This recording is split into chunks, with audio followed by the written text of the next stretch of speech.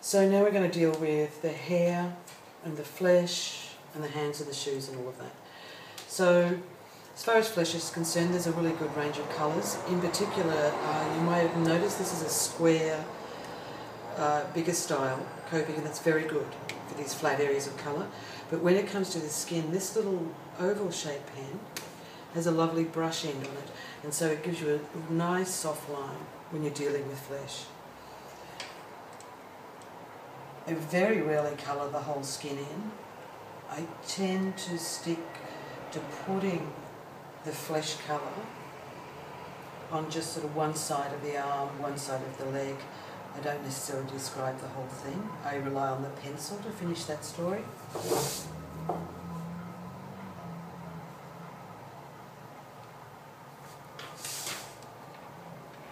There is a dimensional effect if you use pen just on one side. I'll often use it to even put this line in that goes up through the face. I don't do colour on the face, I don't get complicated. Keep it simple.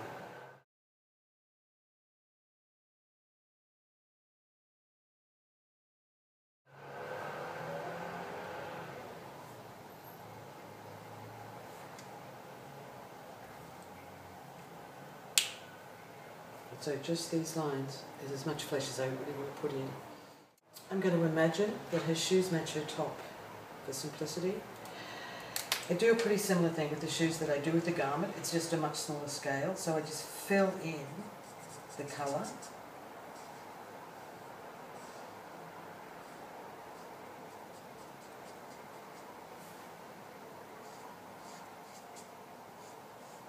Careful, because there's a great tendency to want to overfill the shoes.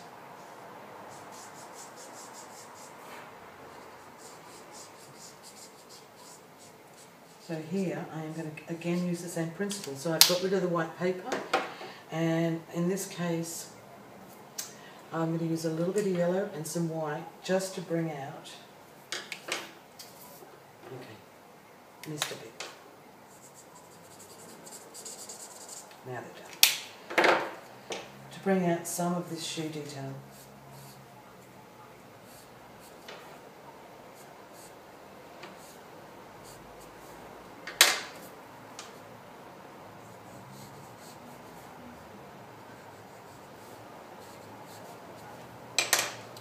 And then the pen.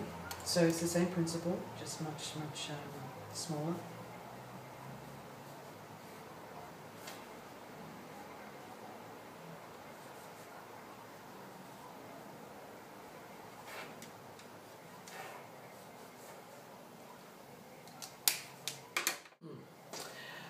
Always a curious choice. I am going to make my girl a dirty blonde. I'm using the same flesh colour.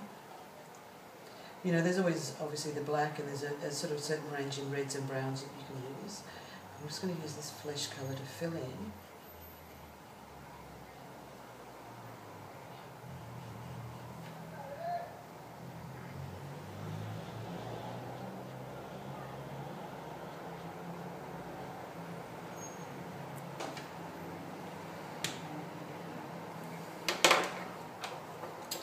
And white, once it's dry, it's the white and a black pencil just to get some hair detail. So I am just picking up some of the hair and the hair shape. If you try and actually describe individual hair strands, it will end up looking quite ratty.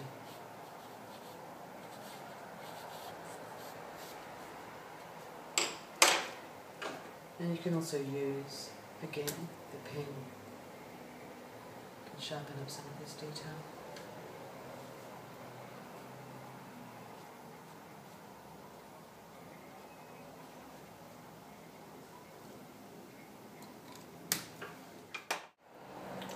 And that's her finished. So our next stage is we're working towards a presentation here, and so I will cut my figure out of this paper, and I really like to cut it with the tiniest bit of white paper left behind. So, you know, 1 to 2 millimeters of white paper left behind. When we put it on our presentation board, it'll make it jump.